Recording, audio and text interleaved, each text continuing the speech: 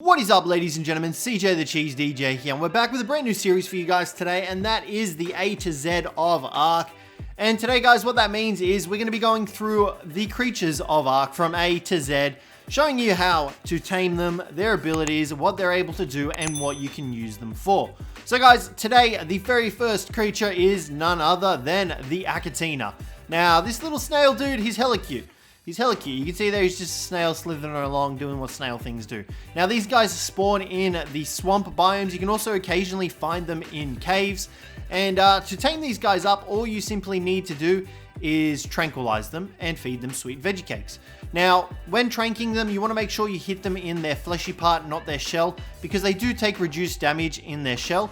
You'll see there, this little dude only takes 2 damage from hitting his shell. If we were to hit him in the head, like that, he takes 26 damage. Now, you can see there, just like that, he's knocked out. Really easy tame to do. The only difficult part about him is the taming item, which are sweet veggie cakes. Now, for sweet veggie cakes, you will need sap, you will need honey, you will need savaroot to make these, and preferably an industrial cooker. That is the easiest way to make a ton of sweet veggie cakes. Chuck that in the bad boy's inventory, and he will tame up. Now, a couple of notes while we wait for this guy to tame up. When taming these guys, make sure you have a steady supply of sweet veggie cakes, because this will be the only food that these guys will eat once they are tamed up. If you don't have any sweet veggie cakes, they will starve to death, and they do not have much health, so you want to be very careful with how many you tame up in regards to how many veggie cakes you have. It's definitely recommended to have a lot of veggie cakes when taming these guys up, but as for their utility, these guys are what they can do is they actually increase the spoil time of organic polymer in their inventory by 3 times, I believe, yeah. So you can see here, we've got a single piece of organic polymer and it's 30 minutes spoil time. My mistake, I confused it for 20 minutes. We chuck this in this bad boy's inventory and it'll jump up to 90 minutes, even if they're not tamed. Now, obviously you're gonna want it tamed, otherwise you'll lose your organic polymer, but you can actually carry this guy around with you while you go about gathering the organic polymer from like Kairukus, from mantises, anything. Chuck it in this little dude and he will actually increase the spoil time for you drastically, which is really good. Now this also works for the corrupted nodules and biotoxin. Biotoxin is also increased the spoil time in his inventory, and corrupted nodules, because they function exactly like organic polymer, will also have the same spoil time in this dude's inventory. Now, once these guys are tamed up, they act as pretty much cementing paste dispensers, I guess you could say. Once you enable them onto Wander, they will passively produce ACAHTINA paste, which is equivalent to cementing paste, every minute.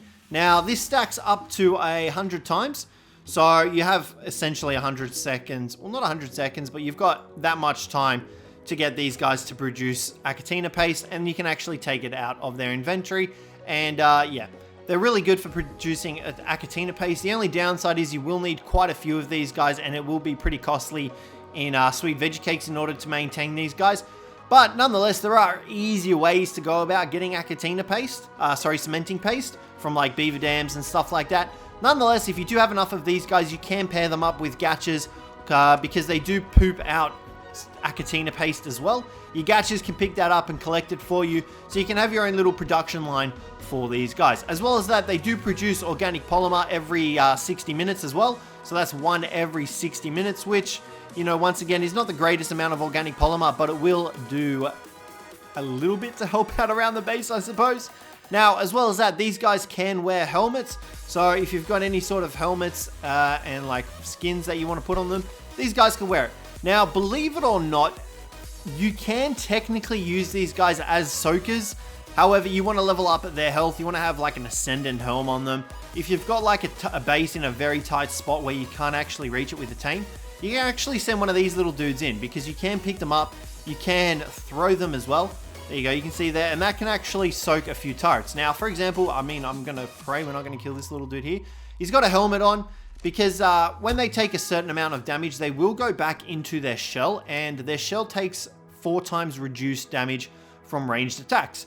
So technically, if you get a high level one and you pump his health up, or its health up, you will be able to soak turrets. Necessarily not very well, but it could still be pretty effective. So you can see he's gone into his shell. He's at 94.7 health. We fire a shotgun bullet into him, and you'll see that it'll actually take a lot less damage as well. So 94.7, it actually didn't take any damage. 97.8, let's check this again. 96.4. So he's only taking very minimal damage, like 1.6 health damage. Now, if you've got an Ascendant Helm with like crazy good durability, and you've got these dudes on like a lot of health, I'm going to say they could effectively soak a turret. However, you obviously don't see people using these guys in PvP or anything, but it's a very niche situation you'd have to find yourself in to have to use these guys to soak turrets, but it definitely is plausible. Compared with the fact that Veggie Cakes will restore their health as well, it's definitely plausible to use these guys to soak turrets. And you can see already in that meantime, he has produced 2 ACAHTINA pastes for us as well. But yeah, guys, that is pretty much all you want to use the ACAHTINAs for. You can use them for soaking if you want to. You can use them to extend the life of your organic polymer. You can use them to extend the life of your biotoxin, produce organic polymer, produce cementing paste. You name it, these guys can pretty much do it effectively. You will need a lot of them though, like I said, to get a decent amount of cementing paste out of them. But yeah, guys, that is going to wrap up the first video of the A to Zs. We're going to generally try to keep them as short as possible while compacting as much information into them as possible for you guys. But yeah, first up, the ACAHTINA little dude. Next up, we're going to have the Aloe. So stay tuned for that one, guys. But other than that, guys, thanks very much for watching. Hopefully you enjoyed it, and I will catch you in the next one.